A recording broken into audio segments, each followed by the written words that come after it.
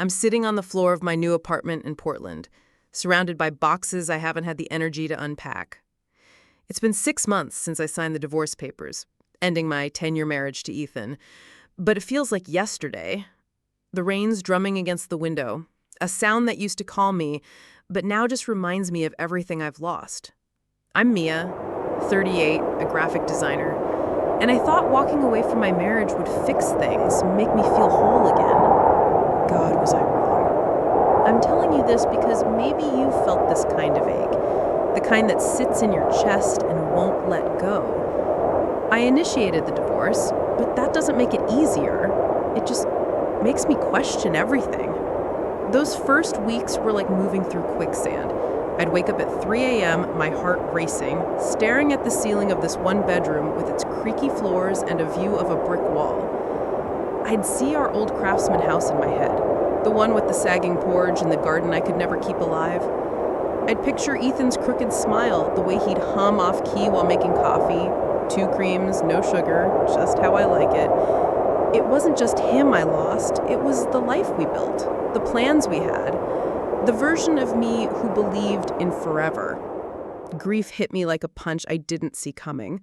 I couldn't eat, lost 10 pounds without even trying, and sleep was a stranger. My head throbbed all the time, like my body was grieving as much as my heart. I'd go to work, plaster on a smile for client calls, sketching logos for some new cafe, but inside I was falling apart. I felt like I was faking it, like everyone could see the cracks in me. My best friend Sarah wouldn't let me hide. She's a barista at this quirky coffee shop in Southeast Portland, all tattoos and no filter. She dragged me to a divorce support group, said I needed to get out of my head. I sat in that circle of folding chairs, clutching a paper cup of terrible coffee, listening to strangers spill their guts, stories of cheating, custody fights, loneliness. I didn't talk, just listened. My throat thrite. One woman, a retired teacher with kind eyes, said, "It's like losing a limb. You learn to live without it, but the phantom pain stays." I nodded, but I didn't believe I'd ever learn to live again. It felt like I was drowning and no one could throw me a rope. One night, I was unpacking a box and found an old photo. Me and Ethan at Cannon Beach, wind messing up our hair, grinning like we had all the time in the world. I sank to the floor, clutching that photo, and cried until my chest hurt. I kept asking myself, did I give up too soon? Could I have fixed us? Was it my fault for walking away? The guilt was like a knife, twisting every time I thought of Ethan. We didn't have a dramatic end, no affairs, no big fights. It was death by 1,000 cuts. His late nights grading papers, my resentment at carrying the emotional load, the silence that grew between us. I thought ending it would set me free, but it just left me with this hollow ache like I'd lost a piece of myself. I started therapy because Sarah kept pushing. My counselor, Dr. Carter, was this calm woman with glasses who didn't make me feel like a mess even when I was. She said grief is normal, that losing a marriage is like losing a person. It's messy and it takes time. She told me it could take 2 years to process, 4 to feel steady. 2 years? I could barely get through a day. She asked me to name what I was feeling, and I said everything.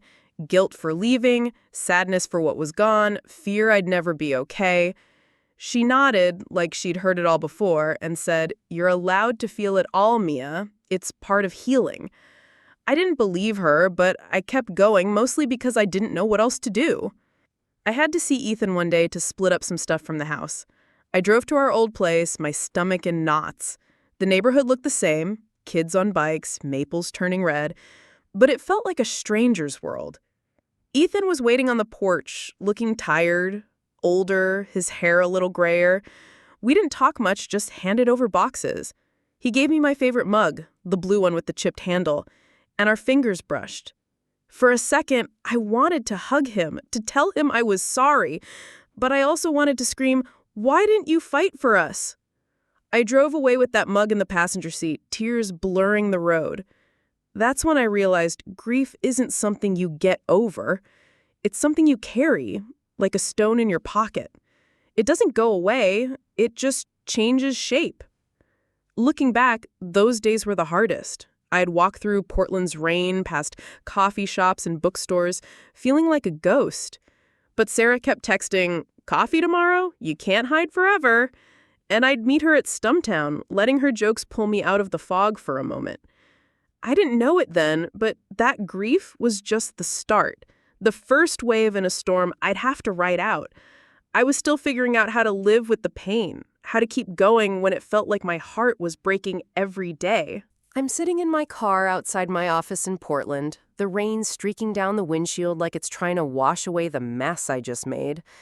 I'm Mia, 38, a graphic designer, and it's been a few months since I signed the divorce papers that ended my marriage to Ethan. I thought the worst was over, that the raw grief would fade, but now I'm on this emotional roller coaster and I can't find the brakes. One minute I'm furious at Ethan for checking out on me, the next I'm crying over some stupid song we used to love. It's like my heart's got a mind of its own and I'm just along for the ride. I'm telling you this because maybe you felt like you're losing it, like your emotions are a storm you can't control. That's where I am right now, and it's exhausting. The grief from those early days didn't just vanish, it morphed into this chaotic mess. I'd be fine one morning, sketching logos for a new bakery client, feeling like I could handle this whole starting over thing. Then I'd hear a Fleetwood Mac song on the radio. God, we used to dance to Landslide in our old kitchen, and I'd have to duck into the bathroom at work to cry. I'd sob so hard my chest ached, missing Ethan, missing us, missing the life I thought we'd have. But then, an hour later, I'd be so angry I wanted to scream. Angry at him for staying late grading papers, for letting our marriage slip through his fingers. Angry at myself for not speaking up sooner, for letting resentment build like a wall between us. It wasn't just sadness or anger, it was fear, too. Fear that I'd be alone forever, that I'd never feel whole again. And shame, this heavy, ugly shame for feeling so weak, for not being the strong one I always thought I was.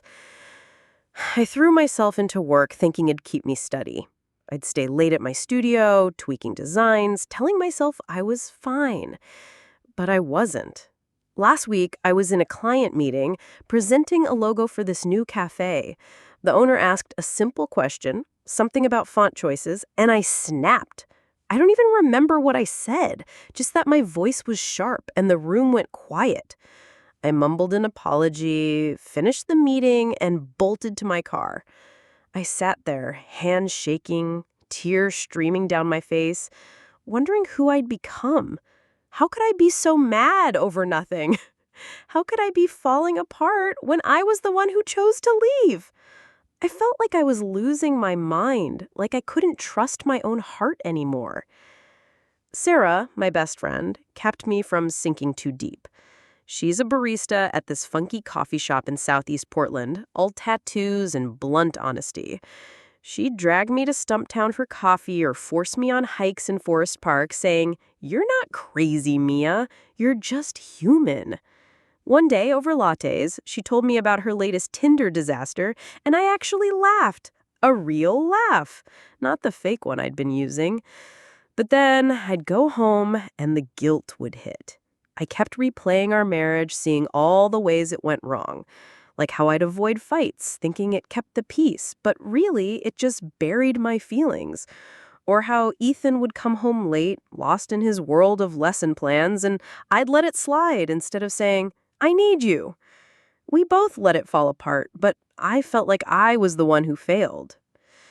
The divorce support group started to feel less like a chore. I still didn't talk much, just sat in those folding chairs, sipping bad coffee, listening to people like Tom, who punched a wall in anger, or Lisa, who was terrified of being alone. Their stories were different, but the feelings, anger, sadness, fear, shame, were like mirrors of my own. It made me feel less like a freak. One night, Tom laughed about how he'd cried over a dog food commercial, and I thought, yeah, I get that. I started to see our marriage clearer, like a foggy window wiping clean. I remembered the little moments, the way Ethan stopped asking about my day, the way I stopped trying to connect. I felt relieved sometimes, free from the tension of tiptoeing around him, but then regret would crash in, whispering, "Could you have fixed it?" It was like holding two truths at once. I was better off, but I missed what we had. I started writing in a notebook, just random thoughts at first. I wrote about how I hated Ethan for making me feel invisible, how I missed his stupid jokes, how I was scared I'd never be okay. It was messy, but it helped me make sense of the chaos. Dr. Carter, my therapist, said it was normal to feel like this, that emotions come and go like waves. She said they'd get less intense over time, and I wanted to believe her. One night, after group, I went home and looked at that photo from Cannon Beach, the one that broke me before. I still cried, but it wasn't as sharp. I realized these feelings, as wild as they were, wouldn't last forever. They were loud, but they were temporary. I wasn't fixed, but I was starting to see a way through. I'm sitting at my desk in my Portland apartment, a notebook open in front of me, the rain pattering softly outside. It's been almost a year since I signed the divorce papers that ended my marriage to Ethan, and I'm starting to feel like I'm coming up for air after being underwater for so long. I'm Mia, 38, a graphic designer, and I've been through hell these past months. Grief that crushed me, emotions that swung like a pendulum. Now, something's shifting. I'm not fixed, I'm not even close, but I'm starting to look at myself instead of just what I lost. It's scary, but it feels like a step towards something better. I'm telling you this because maybe you've been in that place where you're trying to piece yourself back together, and you're not sure if you can. That's where I am, and I'm learning it's okay to take it slow. The chaos of those early months, the anger, the tears, the fear, started to quiet down, not because it went away, but because I was too tired to keep fighting it. I kept going to therapy, mostly because my best friend, Sarah, wouldn't let me quit. Dr. Carter, my therapist, was the steady presence, always nudging me to dig deeper. She asked me to think about my role in the marriage, not to beat myself up, but to understand. At first, I didn't want to hear it. I wanted to blame Ethan for checking out, for leaving me to carry everything, bills, plans, our life. But Dr. Carter kept at it, gently, and I started to see things I hadn't before. Like how I'd avoid fights, thinking it kept the peace. I'd swallow my feelings, smile through arguments, and tell myself it was fine when it wasn't. I thought I was being strong, but really, I was building walls. Owning that was hard. It made me feel like I failed, like I had helped break us just as much as he did. But Dr. Carter said that seeing it was the first step to healing, and I started to believe her. I bought a notebook on a whim one day walking past a little bookstore in Northwest Portland. I started writing in it. Random thoughts at first, like how I missed Ethan's laugh or how I hated myself for not speaking up sooner. It wasn't pretty, just a jumble of words, but it felt like letting out a breath I'd been holding. One night, Dr. Carter asked me to write about what I liked about myself, and I laughed. "That's a short list," I said. But I tried. I wrote about how I'm good at my job, how I make clients feel heard, how I'm loyal to Sarah even when she's a pain. It felt weird, like bragging, but it also felt like a tiny spark. I kept going, adding things, how I'm creative, how I kept our house running, how I'm still here, trying even after everything. That journal became my safe place where I could be honest without judgment. Work started to feel good again. I had been going through the motions for months, sketching logos on autopilot, but then I got a project for a local bookstore, designing their new branding. It was small, just a logo and some flyers, but I threw myself into it. I'd sit at my desk, sketching ideas, losing track of time. The owner, the sweet woman named Clara, loved my designs, and her excitement made me feel like I was doing something right. It was like my creativity was waking up, like a part of me I'd buried was coming back. I started doodling in my sketchbook too, not for work, just Dishonesty for me. might actually Swirls be a and colors personality that felt trait. like freedom. Recent studies It wasn't show much, that if but someone it was lies mine. in one situation, Sarah was they still have a my rock. 44% We'd meet chance at of lying Stumptown for again coffee, later. and In one day she contrast, told some honest ridiculous individuals story only about a have guy who brought his 6% pet chance lizard to of a being date. dishonest again. I laughed so hard This I pattern snorted, isn't and for a random. moment I It's linked to forgot what how heavy I'd researchers been call feeling. the dark It was like a factor of crack of sunlight personality. through the clouds. Those with The higher sadness scores was in this still area there. are more I'd still likely to cry cheat, over old whether in photos or relationships feel a or pang when I financial saw matters. couples holding hands. Interestingly, But it genetics wasn't play a running role the too. show A anymore. variation Those in the moments of lightness, like sensation-seeking laughing with gene, Sarah, can make felt like some proof people I could crave feel intense something else. experiences, The leading them divorce to support cheat. group started to But it's mean more not to all me. about genes. I'd sit in those folding Environment and chairs, upbringing listening to matter. people like Traits Lisa, like who was starting to date narcissism and again, lack of or empathy Tom, who can had found a stem new from job after childhood his trauma. divorce. Yet Their stories weren't infidelity mine, might but not be they an made me inherent think flaw. recovery It could wasn't just just a be dream. mismatch between One personal woman, traits Ellen, and shared how societal she'd learned to live expectations. with her In the divorce. right Like a relationship, scar that some aches might choose sometimes honesty but and doesn't find stop true you. happiness. I started to believe I could get there too. I even spoke up once, just a little, about how I was scared I'd never forgive myself. The group nodded like they got it, and it felt like I wasn't so alone. The biggest shift came one night when I was journaling. I'd had a rough day, saw an old email from Ethan in my inbox, just some dumb forwarded joke, but it hit me hard. I started writing, angry at first, then sad, then something else. I wrote about what I'm good at, what I'm proud of. I listed things like how I moved to this apartment alone, how I kept showing up to therapy, how I'm still trying to be a good friend. It wasn't a long list, but it was real. I read it back, and for the first time, I felt like I was more than my mistakes. I wasn't just the woman who ended her marriage. I was Mia, figuring it out, step by step.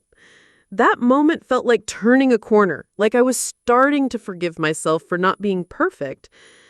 I'm not saying I was healed. I still had bad days, still felt the ache of what was gone, but I was learning to live with it, to focus on me instead of what I'd lost.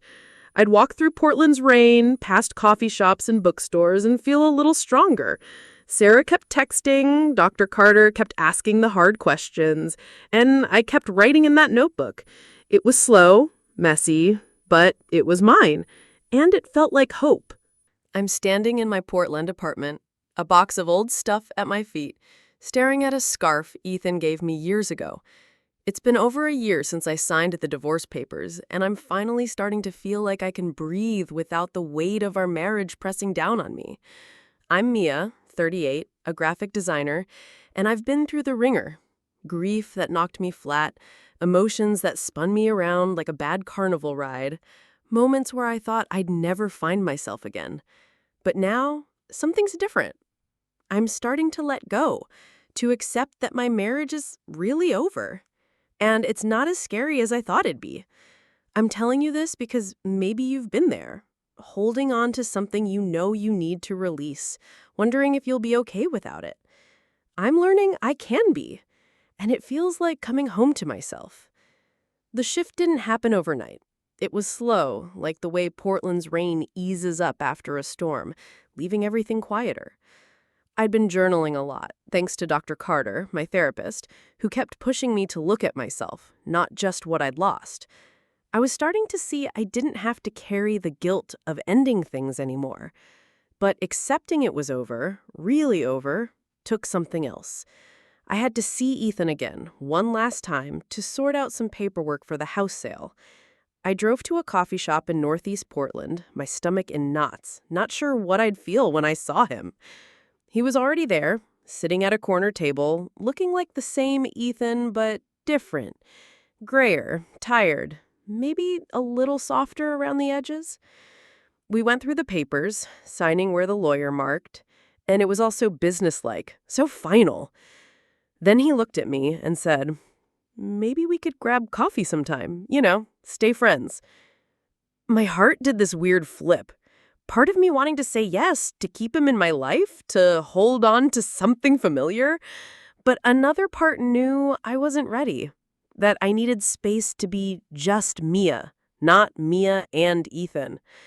I took a deep breath and said, "Not now, Ethan. I need time."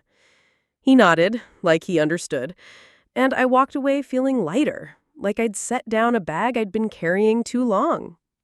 Back at my apartment, I started looking at the stuff I'd been avoiding. I'd unpacked most of my boxes months ago, but there were still a few I hadn't touched, full of things from our old life. I pulled them out one Saturday, the rain tapping outside, and went through them like I was on a mission. There was the scarf from our 5th anniversary, a cookbook we'd bought together, our wedding album. I held that album for a long time, flipping through photos of us smiling, so sure of forever. I waited for the tears, but they didn't come as hard as before. I felt sad, sure, but not broken. I realized I didn't need to keep these things to hold on to who I was. I packed up the scarf, the cookbook, a few other bits, and drove them to a thrift store. The wedding album was harder. I sat with it, remembering the vows, the dance, the way Ethan looked at me. But keeping it felt like holding on to a ghost.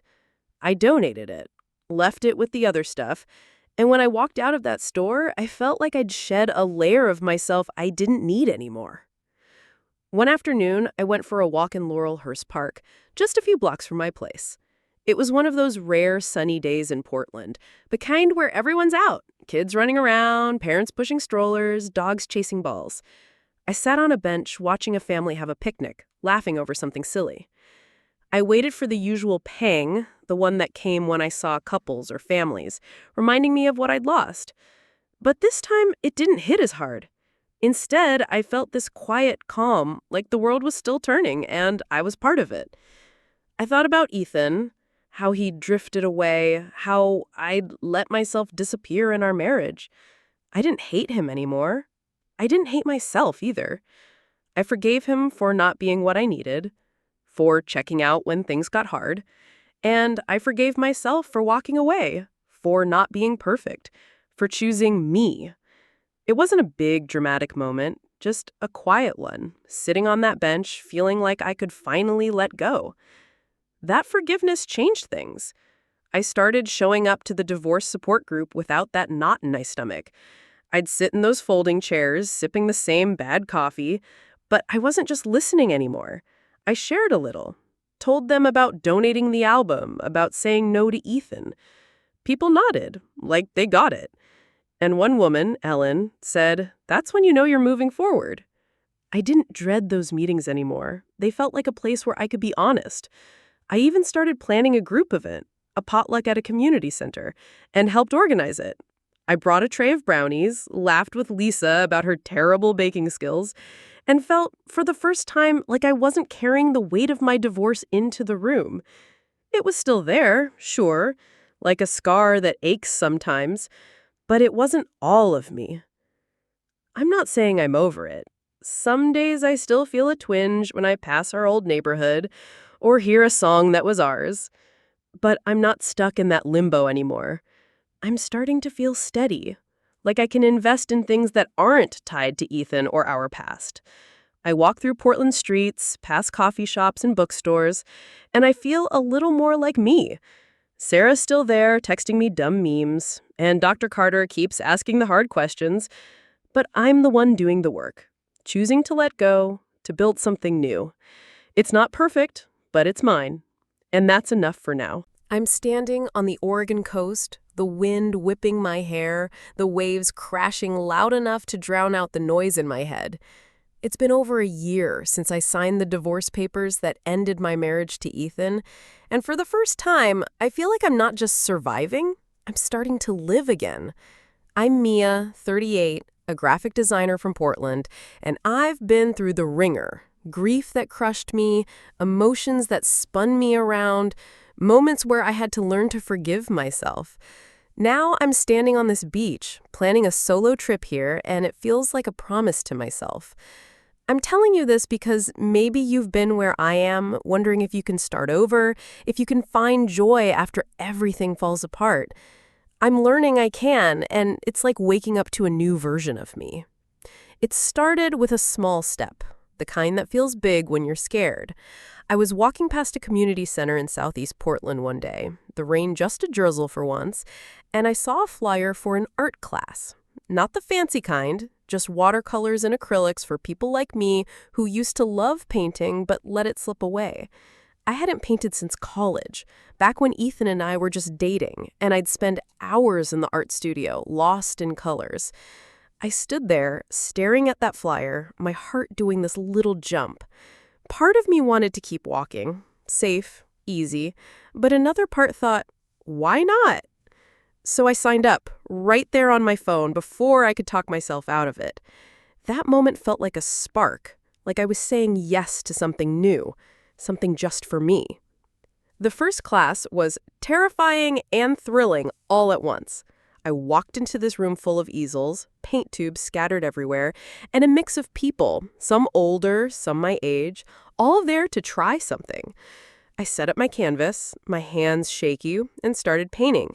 It was messy, blobs of blue and green that didn't look like much, but it felt like breathing again. I remembered why I loved art, how it let me say things I couldn't put into words. There was this guy in the class, James, with a kind smile and paint-splattered jeans like mine.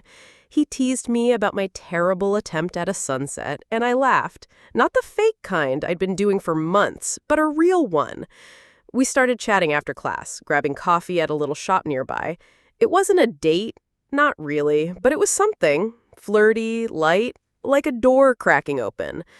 I wasn't ready to jump into anything, but just feeling that spark, that possibility, made me realize I wasn't closed off anymore.